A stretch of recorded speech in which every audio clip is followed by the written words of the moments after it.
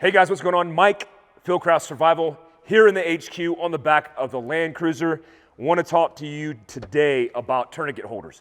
How do you make tourniquet holders cool? You don't, they're just lame, but there's an important reason why you should have them. So I invented this based off an experience I had in Stanislaus County. Big shout out to Stanislaus. Basically all the firearm instructors that were there, part of the department, I had them run a stress shoot where they had, I'll just say, the competition tourniquet holder on their duty belts, and about 5 of them that I remember, their tourniquet holders fell off their belt. Remember, a tourniquet, which is this little doohickey right here, comes in various forms, meaning there's various companies that sell tourniquets, but there's only one that I really represent because I've used it in combat to actually save lives. I've seen it save lives, and I have a deal with North American Rescue where they don't pay me, but I sell these in fieldcraftsurvival.com. Look, there's not a big margin to make on tourniquets. The important reason why I push tourniquets so much is because I've seen them save lives. When I was in Africa, I got a cool story about saving an African kid's life who was hit by a car. When you're in that's not cool, by the way, but when you're in austere or remote circumstance, or even in an urban built-up area, and you have a catastrophic situation like trauma, like an injury to an extremity, you don't have a lot of time to save your life. And so tourniquets are important because it's the immediate stop the bleed solution on the, we'll call it the X, on the bad spot. So carry a tourniquet. That's super important, first and foremost. Carry it in your purse, your merce, your European man satchel, whatever you're into, carry one. Carry 2 of them in your car. Hell, carry an aid bag full of tourniquets. The reason they're so important is because you have major highways for blood, femoral, brachial, that feed blood through the highway systems, that is your veins. If you have one of those catastrophic compromises, you need something like a tourniquet that's going to stop the bleed the right way every time. This is NAEMT certified, which just means it's been through a whole bunch of testing and evaluations, and is what Special Operations Command wears, including the Defense Department, the Army, all the services, and this is what I recommend. So how do you carry this, and why is that important? Well, I invented a tourniquet holder to fix all the weaknesses I found in those blowouts off of those belts from the competition. So here we are 2 years later. Man, I learned a lot of hard lessons in business and time management, because this road of developing a product from scratch with a patent, which we have, trying to innovate is very difficult because you're starting from zero. So let me tell you why our tourniquet holder is the best and how it works. So that's the unpackaging a little bit. We'll do some B-roll, sexy B-roll added to that later. Julian's good at that sexy stuff. That sounded weird, sorry, Julian. I won't say that again out loud. Black multicam because it looks cooler. This is a standard size for a tourniquet holder. There is a shroud that protects this piece of the tourniquet that is known to come in contact with material, dirt, and debris. That obviously degrades the ability to retain this little guy that's going to keep this windlass intact or in its position. Now remember, this isn't a tourniquet class per se. That's at a ladder class. But I want to educate you on the reason why this is so important and why you just don't put rubber bands like we did in Special Operations to carry a tourniquet. So this shroud on here protects that. Something else that we looked at in the design of holding a tourniquet in place is how can you do it and how can you modularly adapt it to different circumstances. This is a belt clip, obviously, but it's not plastic.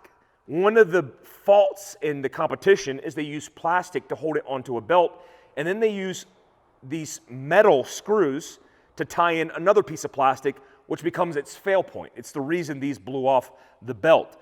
This is sprung steel. Sprung steel is similar to what we used in what's called Alice clips that we used in the military back in the day, because I'm old. And I decided to adapt to this with one screw because it encapsulates the plastic, meaning less fail points. So it holds it in place, has sprung steel, which means it's flexible but rigid, and then you have the ability to adapt it to MOLLE as well. If you're like me, you have different kit setups, and if you want to wear this on body armor versus a battle belt versus a duty belt or civilian belt, then you could do that. Ironically, without even realizing we did this, you could actually turn it around and carry it as an inside the waistband tourniquet holder as well. One of the big problems with our first gen of our inside the waistband tourniquet holder that you would carry for your everyday carry considerations is that the Velcro on this piece that I told you about that needs to be shrouded, that would rub you raw. Well, now you have the shroud, you turn it this way, and now it goes inside the waistband, which I will show you my crotch on purpose to show you the access of how it conceals, and it's super comfortable and super convenient. Comfortability and convenience are two things we look at Fieldcraft in the likelihood of you carrying life-saving equipment.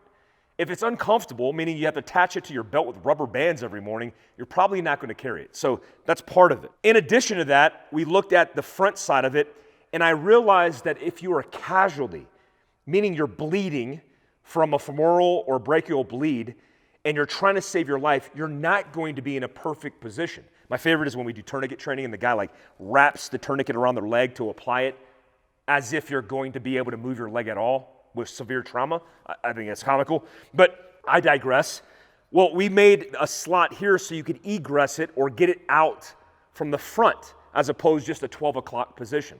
I also use a specific type of plastic in the molding of this because that allows for strength and utility. There are many companies that use plastic that's soft, too soft, that if you put it in the dashboard of your, not like you would, but if you put it anywhere, it would degrade in sun or direct UV light. So a lot of attention to detail in how we built this out. This, you take a tourniquet like the North American Rescue Cat 7, and you simply insert it. The shroud is down in this way, and now you have a tourniquet holder. Now, the cool thing about this is it's retained. It's not just going to come unglued or unhinged. You're going to retain it in here, and you could modularly adapt it anywhere you want. I've seen women clip it to the inside of their purses. I've seen men put it on the back side of their mobility pack through MOLLE with a clip. The list goes on. My favorite way to utilize this is on my battle belt for overt carry, especially for my range belt, inside the vehicle on a visor panel or our mobility pack, and then inside the waistband for everyday carry. This is available in black multicam, in black with a red cross, and in black on black. If you're somebody who's interested in this in a larger order or quantity, like a police department or whatever it may be, we actually have 3 inserts here, here, and here, where you could custom logo or brand our tourniquet holders with no additional cost. It's something that we provide in service. Look, I'm getting a little pitchy, meaning I want to sell this to you because I want you to buy into the fact that you need something to protect life-saving equipment. I wouldn't have spent 2 years of my life if I didn't think it was a good idea, not only in business, but the life-saving application. I just hope you see the value in that. Fieldcraftsurvival.com, fieldcraftsurvival.locals.com. Thank you so much. Until next time, stay alert, stay alive.